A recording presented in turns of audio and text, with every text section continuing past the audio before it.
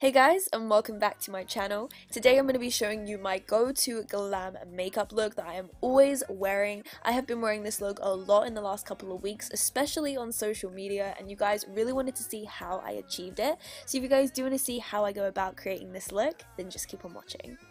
Before the memories gone, I remember you left my spirit, with you high is all I'm feeling. Remember how we felt alive. So prior to filming, I went ahead and applied some of my Smashbox primer water, and now I'm just concealing some of the redness on my skin. I've been suffering a little bit for the last couple of months with acne scarring because my skin is in the process of clearing up. My breakouts haven't been too bad, but I feel like applying concealer underneath the foundation just helps the foundation to look a lot more flawless on those areas. And now I'm just applying some concealer onto the under eye area. This is a little bit of a peachy tone just to color correct and make my darkness seem a little bit better, especially underneath the foundation and concealer. And I'm just using my Real Technique sponge to blend that in. And I've been doing this a lot lately because I just feel like it makes my face look a lot more flawless with foundation on. My go-to foundation lately has been the Too Faced Born This Way foundation. It's nice because my skin is partially dry, but it also gets oily at the same time. I personally feel that when I prime my skin right, this foundation can be really long lasting, but it also gives me a lot of hydration as well, which works really well for the drier areas. For my eyes, I'm just going to be priming them as always using my Maybelline Age Rewind Concealer, just because it's a lot softer and less harsh than a actual eye primer. It's just not as heavy, which I really like, and I'm just blending that out with my finger. The palette I'm going to be using today is the Makeup Revolution Salted Caramel palette. Now, the Too Faced Semi-Sweet palette is of course exactly the same, but this one is a lot cheaper, and I don't know why, but I just find myself reaching for this a lot more than the Too Faced one. Using a fluffy blending brush, I'm blending that warm brown into the crease and making sure that it's nice and pigmented because I really like that warmth to show through in the crease. Next, taking this darker brown, I'm applying that into the deeper part of our crease to create some definition and a little tiny bit of smokiness. I want it to look a little bit deep and just to give our eyes some shape. And I also kind of want to drag it out to that outer corner and create that little bit of a V on the outer edge to really drag our eyes upwards. When we apply our winged liner, it's really going to drag our eyes upwards and just give us that really nice feline eye. As always, I'm going back and forth between brushes to make sure each color is as pigmented and as blended as necessary.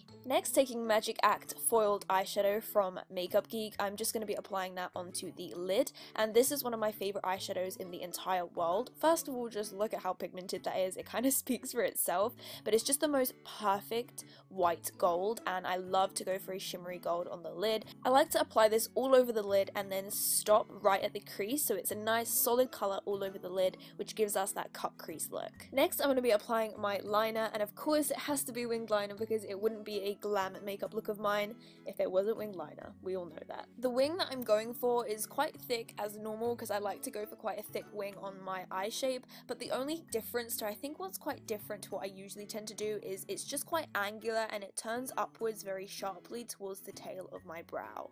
Next, I'm going to be applying my lashes, and of course I am using my Cocoa Goddess lashes. These are one of my favorite pairs of lashes ever. They're like the House of Lashes Iconic, but just a little bit wispier, and I just absolutely love them. And then to blend in my natural lashes with the false ones, I am using the L'Oreal Full Slash Sculpt Mascara, which is one of my favorite mascaras. It's just the perfect shape, and then I just run through that with a spoolie to make the lashes look nice and wispy again. For my concealer, I am using the Maybelline Fit Me Concealer, and I'm going to be applying it onto all the areas I would like to highlight, so under my eyes, my forehead, my chin, and I'm also just going to be applying that underneath my cheekbone to make my cheekbone stand out a little bit more without actually having to contour too much, because I'm sometimes not really a fan of going for too much contour because I feel like it's just too much on my face. I'm going to be blending that in using the Real Techniques Miracle Complexion Sponge, which is the same sponge I use to blend in the rest of my complexion products.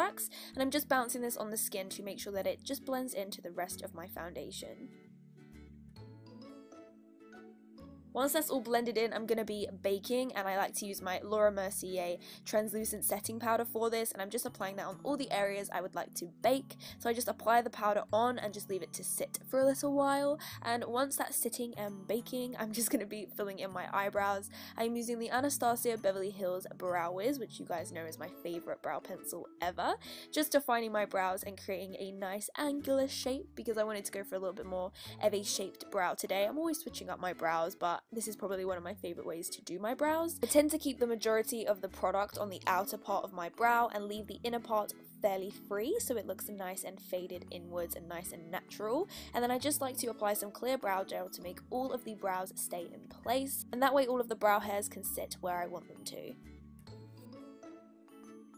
And then finally, to finish off the brow, I like to go right underneath it with a little bit of concealer. This will just highlight and also just clean up any mistakes that we made.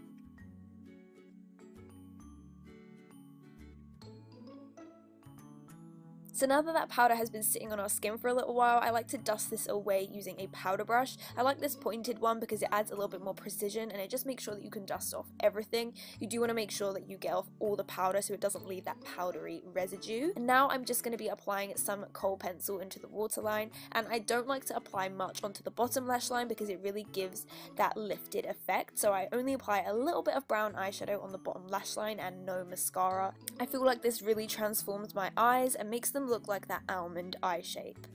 Next for contour, I'm going to be taking the Shade and Light palette. I'm actually not going to be really contouring, I'm just going to be bronzing and kind of contouring at the same time using this one warm shade from the palette. Because we applied that concealer just underneath the contour earlier on, it really makes things easier, and it kind of just means I bronze and my shape just kind of looks automatically contoured, so I really like doing this.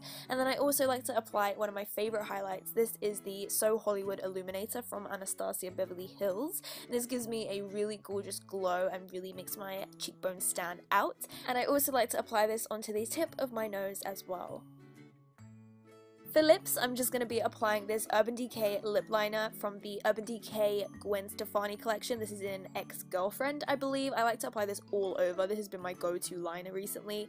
And then I also go around the outer edges using Stone lip liner from MAC. And this just helps me to achieve that fuller lip and helps me to overline and make it look a little bit less obvious. I know you guys sometimes don't agree with me, but I really like overlining my lips, and I feel like that darker color around the edge just makes it a little less noticeable. And then I like to go on top of that with the Abu Dhabi Soft Matte Lip Cream from NYX.